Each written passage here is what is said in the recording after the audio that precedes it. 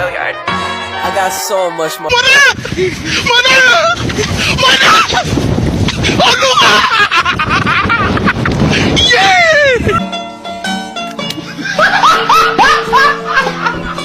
Are ya ready, kids? Aye, aye, Captain! I can't hear you! Aye, aye, Captain! Oh!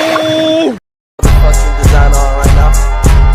Break it down, bring it back, make it clap. I got 3 old thoughts, new guap, where that thing, bitches on my line, and you know. Thousand times I've got no roots, but my home was never on the ground. I've got no roots, but my home was never on the ground. I've got no roots. I've got no roots. I've got no roots, but my home was never on the ground. I've got no roots, but my home was never on the ground. Pada 14 Agustus 1945, pukul 13.30 Sultan Syahrir sedang beristirahat di teras rumahnya sambil mendengarkan radio.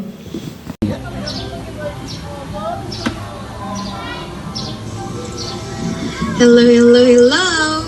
Yes, loyal listener, we're back again in your news. The breaking news today is Japan has surrendered unconditionally to the islands. Apa? Apakah itu betul yang kudengar tadi? Aku harus memberitahu Bung Karno dan Bung Hatta.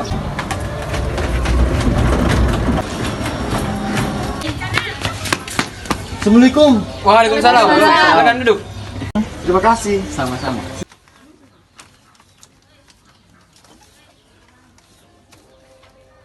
Bung Hatta, bagaimana dengan kemerdekaan kita? Bukankah soal kemerdekaan sudah diserahkan pada PPKI? Tetapi menurut saya, bukankah lebih baik kemerdekaan dilaksanakan tanpa bantuan PPKI? Apa maksud Bung Syahrir berkata seperti itu? PPKI adalah bentukan Jepang. Apabila kita merdeka melalui PPKI, maka kita dianggap buatan Jepang. Jadi, kita harus segera memproklamasikan Indonesia selagi kita masih vacuum of power. Vacuum of power? Saya mendengar dari tadi di radio bahwa Jepang menyerah pada sekutu. Jadi, ini adalah kesempatan terbaik kita untuk memproklamasikan Indonesia. Saya setuju. Sultan Syahrir dan Muhammad Hatta menemui Soekarno di rumahnya untuk memberitahukan tentang kekalahan Jepang. Sultan Syahrir mendesak untuk mempercepat proklamasi, tetapi Bung Karno menolak.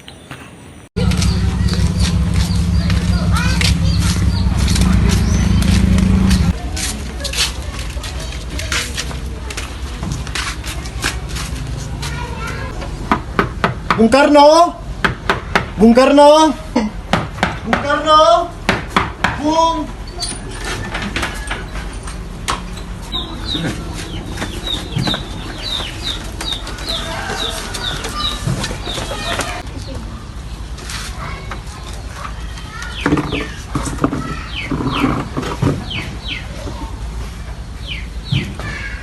Fatma, tolong ambilkan ini. Apa maksud kalian datang kemari? Bung Karno, maksud kedatangan kami ke sini ingin menyampaikan bahwa apakah proklamasi bisa dilaksanakan secepatnya? Karena Jepang sudah menyerah kepada sekutu.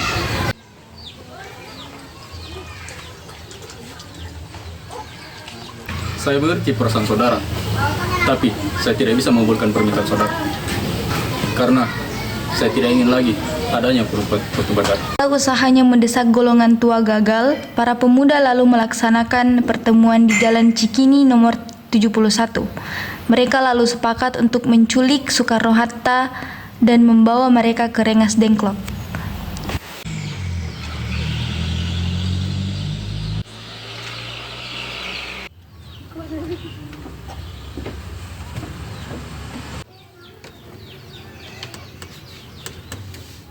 Saudara-saudara, seperti yang kita ketahui bahwa Bung Karno menolak untuk melakukan proklamasi.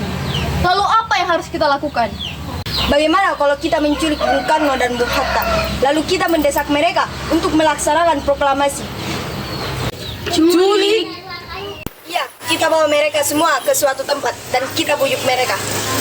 Itu benar. Dengan begitu Jepang tidak akan bisa mempengaruhi mereka. Tapi kemana kita akan membawanya? Rengas Dengklok. Rengas Dengklok itu luas. Di mana kita akan menempatkannya? Kita akan menempatkannya di rumah Jiao Kiesong. Jadi kapan kita akan mencuri Bung Karno dan Bung Hatta? Secepatnya besok subuh. Anda setuju? Setuju. Tapi pukul berapa tepatnya? Pukul 4 dini hari, bagaimana? Setuju. Baik, setuju. Keesokan harinya, 16 Agustus 1945, tepatnya pukul 4, rombongan pemuda menculik Bung Hatta untuk dibawa ke Rengas Dengklok.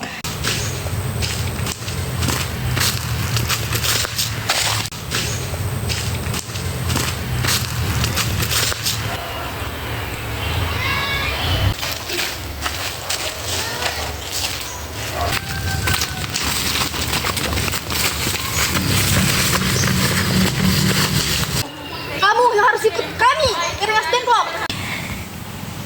Rombongan pemuda juga menculik Soekarno. Soekarno bersedia ikut dengan rombongan pemuda ke Rengas Dengklok jika istrinya diajak pula. Assalamualaikum. Waalaikumsalam. Bukan ah? Saleh? Silakan duduk. Anda harus ikut kami ke Rengas Dengklok. Untuk apa saya ikut ke Rengas Dengklok? Ini sudah jadi kesepakatan para pemuda, Bung. Anda harus ikut kami ke Rengas Dengklok. Ada apa ini, Kang Mas? Begini Fatma, para pemuda ini ingin membawa saya ke Rengas Dengklok. Baiklah, saya ingin ikut, tapi saya harus membawa Fatmawati.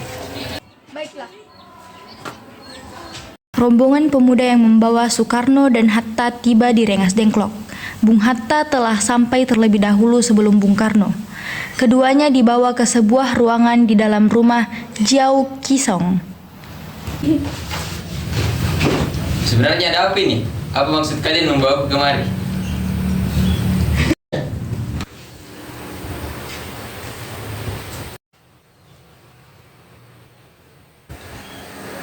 Kami ingin Anda dan Bung Karno segera memproklamasikan Indonesia.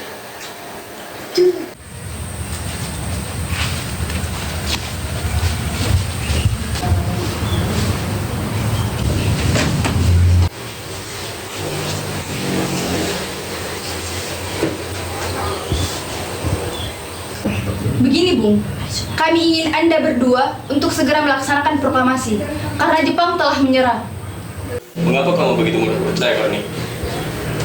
Jepang pasti akan memerdekakan kita. Kami tidak setuju, Bung. Karena kami, para pemuda, ingin memerdekakan Indonesia tanpa bantuan negara lain. Itu benar, Bung. Kalau kita merdeka dengan bantuan Jepang, maka kita adalah bentukan Jepang. Bung, rapat PPKI telah dibatalkan. Selain itu, saya ingin menyampaikan bahwa Jepang telah menyerah kepada sekutu. Jadi berita tersebut benar adanya? Iya, Bung. Bukankah saya dan Syahril telah memberitakan kepada Anda, Bung? Kalau begitu, tunggu apa lagi? Mari kita memproklamasikan kemerdekaan. Benar, Bung. Iya, sebaiknya memang seperti itu. Baiklah, saya akan menuruti permintaan kalian. 17 Agustus 1945, dini hari.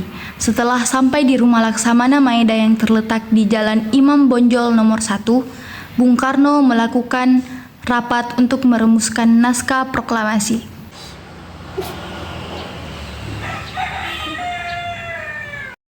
Saudara-saudara, bagaimana bunyi proklamasi kita?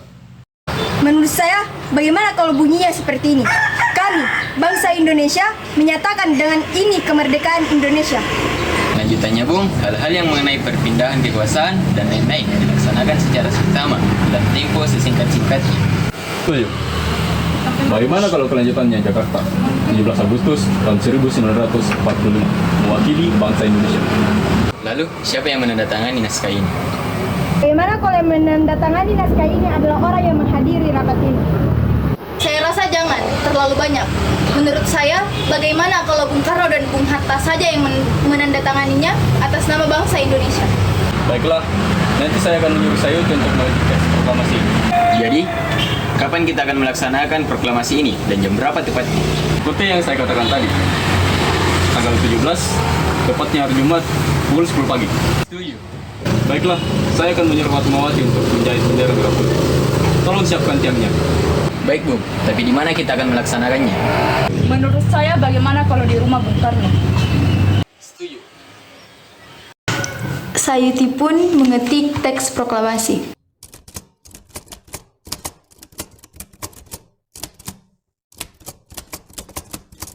Fatmawati menjahit bendera merah putih.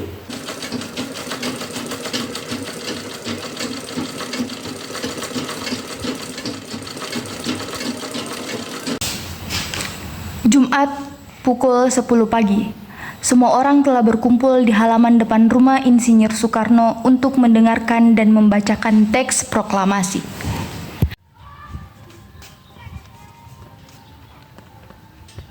Saudara-saudara sekalian, saya telah meminta saudara-saudara hadir di sini untuk menyaksikan suatu peristiwa maha penting dalam sejarah bangsa kita.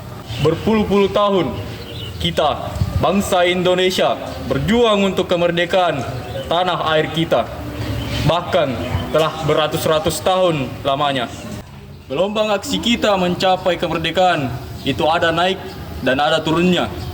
Tetapi jiwa kita tetap menuju ke arah cita-cita.